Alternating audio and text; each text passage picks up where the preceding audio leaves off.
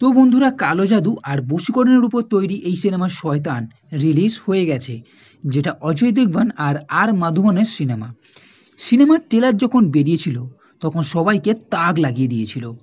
এই সিনেমা শয়তান 2023 সালে রিলিজ হওয়া গুজরাটি সিনেমা বস মানে বশীকরণের রিমেক, যেটা বলতে গেলে আমি আপনি কেউই দেখিনি। তাই শয়তান সিনেমা যে ভালো হবে এবং সবারই ভালো লাগবে সেটা তো বলতে হবে। ছোটবেলায় একটা কথা বলা হতো যে বাইরের লোকেদের কিছু দেওয়া না খেতে। এর জন্য আমরা প্রশ্ন করতাম কেন খাবো, কিসের জন্য খাবো না। আর এই শয়তান সিনেমা দেখলে তার অর্থ আপনি হয়তো বুঝতে পারবেন। এই সিনেমা এক সুখী পরিবারের ঘটনা, যেখানে কবির অজয় দেবগন তার বউ, এক ছেলে আর এক মেয়েকে নিয়ে থাকে। একদিন ফার্ম হাউসে ঘুরতে যায়।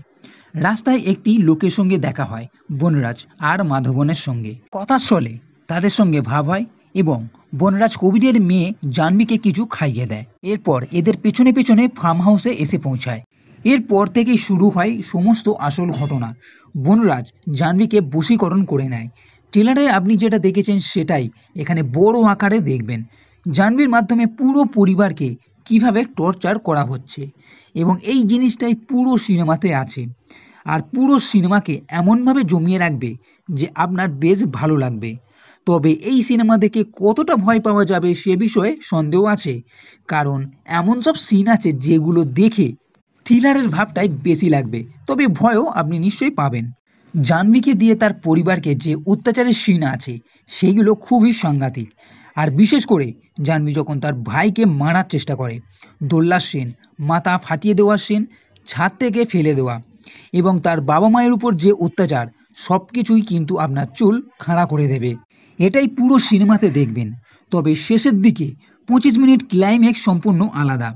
আর এই ক্লাইম্যাক্স আমার অতটা জমেনি বলে মনে হলো, কারণ বনরাজ এত বড় যে শয়তান সেটা ফার্স্ট হাফের শেষের দিকে তার যেমনভাবে ডায়লগ দেখানো হয়েছে সেটা দেখে নিশ্চয়ই আপনি চমকে যাবেন। তাই সেদিক থেকে দেখলে ক্লাইম্যাক্স আরও জমাটপূর্ণ হলে ভালো হতো। সে যাই হোক, পারফরমেন্সের দিক থেকে আর মাধবন সবাইকে ছাপিয়ে যাবে। এর সঙ্গে জাহ্নবীর রোলটিকে যেভাবে করেছে সেটা কিন্তু বেশ চমৎকার। সব দিক থেকে দেখলে শয়তান নিশ্চিন্তে দেখার মতো সিনেমা।